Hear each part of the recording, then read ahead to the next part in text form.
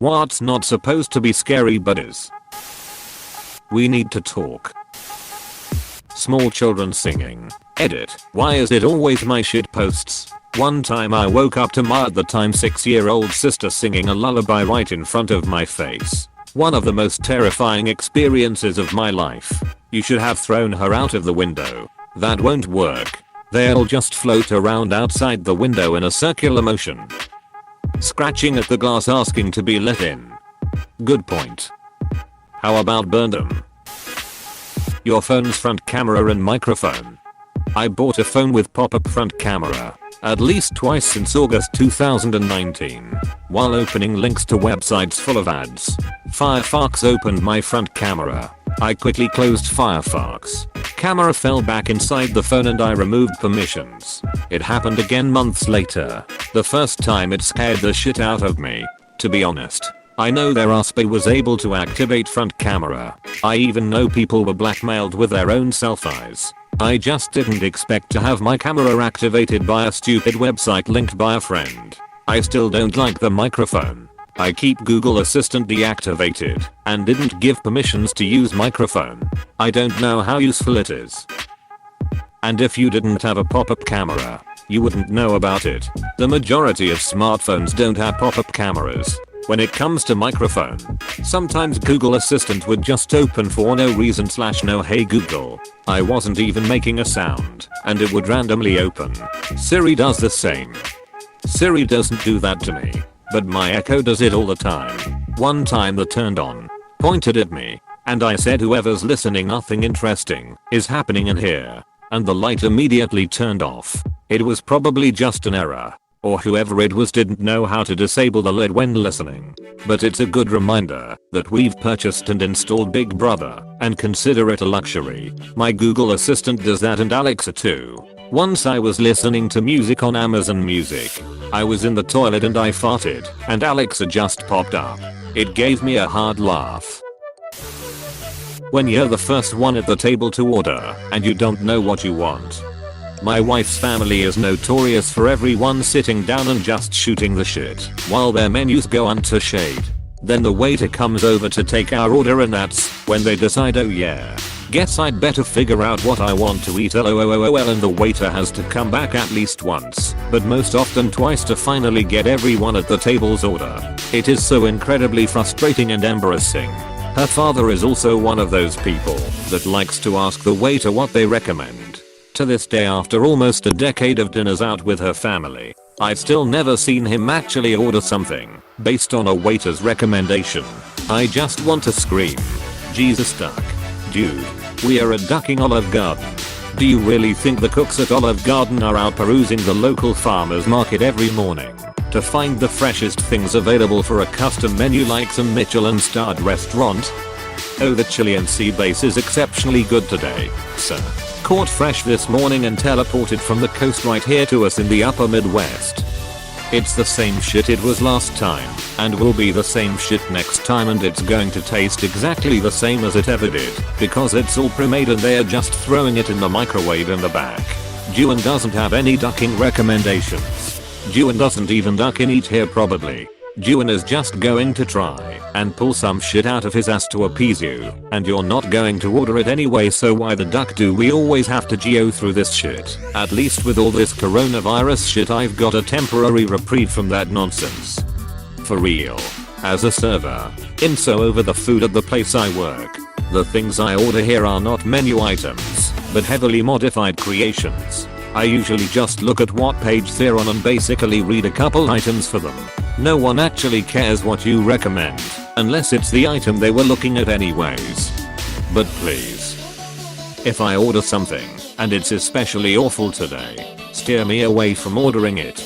I once ordered fish and chips that were dry as dust. I complained to the waitress, and she said, well, if you'd asked me, I could have told you not to order it.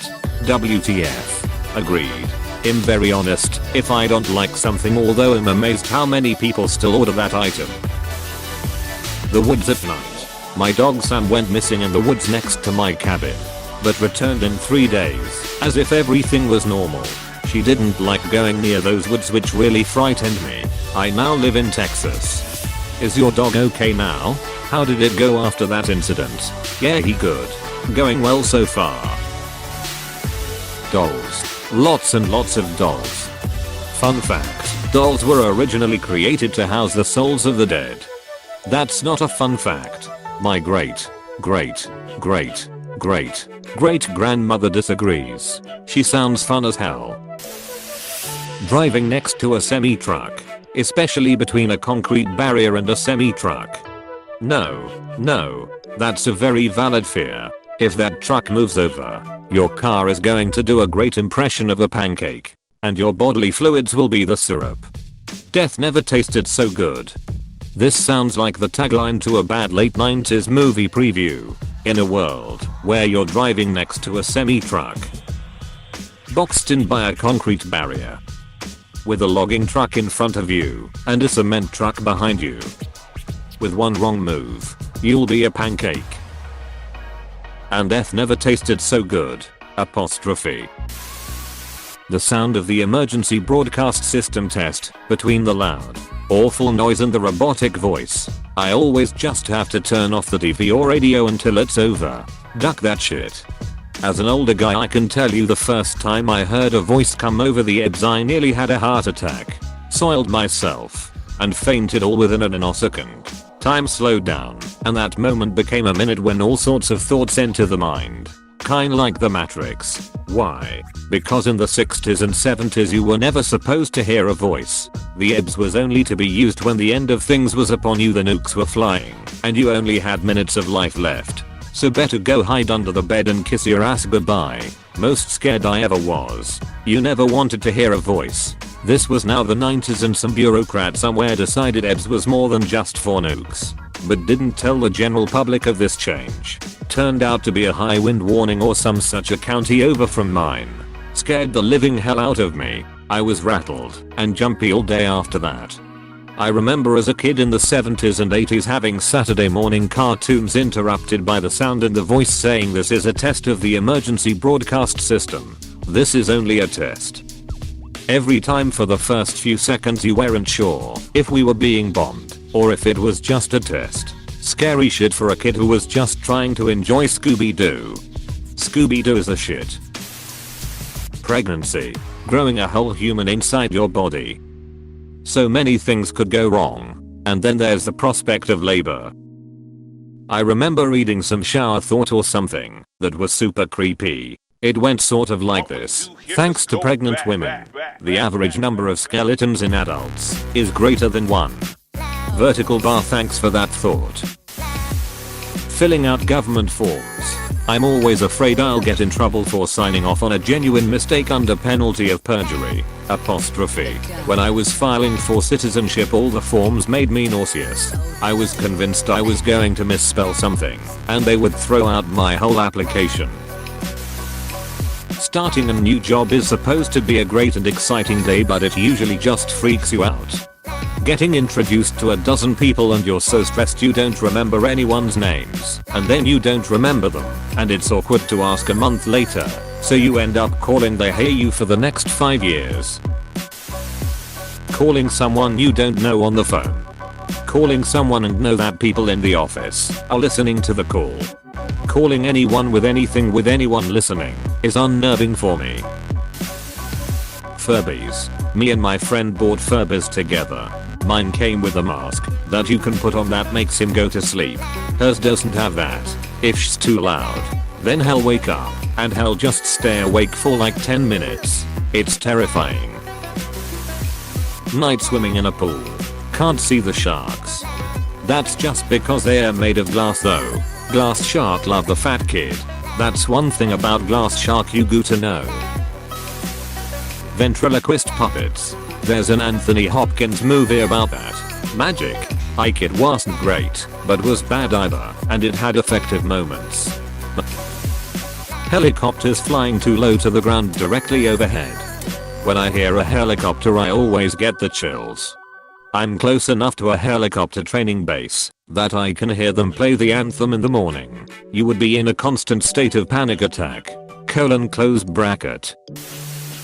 Opening one of those containers for crescent roll dough and slowly unwrap the foil waiting for the whole thing to pop open. I hate it. I swear in the last 5 to 10 years the pill-spree ones have been modified to not pop as you unwrap them. But it just opens up the can slightly and you have to stab the seam with something to get it to pop. Off-brand dough in a can still pops without warning. I actually like the anticipation as I peel off the wrapping. It's kind of like watching a Screamer video. You know it's coming but not when. I was recently wondering if I've exaggerated the violence of these popping from my childhood memory or if they've changed. Life. You know, life is definitely scary. It's weird how we all get up every day and pretend to each other that everything is cool. But inside we are all scared little bunnies trying to figure out what to do next. Little bunnies. Clowns. 1990s Pennywise. I'm Pennywise the dancing clown. You are Georgie. So now we know each other. Gee whiz. The ocean. I hate it so much that when I'm scrolling around on Google Maps I have to look away when I go neither the Pacific or the Atlantic. I hate it. Reading this makes me remember of the empty void that it is space when I looks into Google Maps and the planet Earth is in a place surrounded by nothing. Just black and nothing. Zipper. Eggs. They're in the trees, man. Someone coughing near you. Getting right next to you in the store. Seeing your reflection in a mirror in a dream. What did you see? I had a dream I looked into a mirror and saw myself staring back, but it felt creepy and I got scared and woke up. I was always told not to look in a mirror when you're having a lucid dream cause you'll see some messed up shit. Yes, in lucid dreams, but I was in a regular dream. If you look at the sky in a dream it looks like a painting, because for some reason your brain can't make up how it looks, and time changes really fast in dreams. For me, the sound of a notification. Now it inspires fear in my heart. Walmart during a pandemic. Or Walmart at any time. I feel like I'm dodging people I know like zombies in The Walking Dead. Turning the downstairs light off before bed. When a normally non-bipedal animal walks on 2 feet. Have you seen dogs walk on 2 feet though? Cutest shit on earth. You misspelled terrifying. The dark. I mean everything is just like the day, except you can't see, so you end up getting paranoid of what could be there, even in your own home. You're exactly right. No one is actually afraid of the dark. They're afraid of what's in it. I used to be scared of the toilet. When I was a young kid I used to be afraid to flush the toilet because I was scared I'd get sucked down. My parents were not happy walking into the bathroom and seeing my floaters. What did it for me was going to Blockbuster as a kid and seeing the VHS cover of the movie Goalies. I was like, oh shit. Monsters live in the shitters. Hey, thanks for watching, and don't forget to subscribe.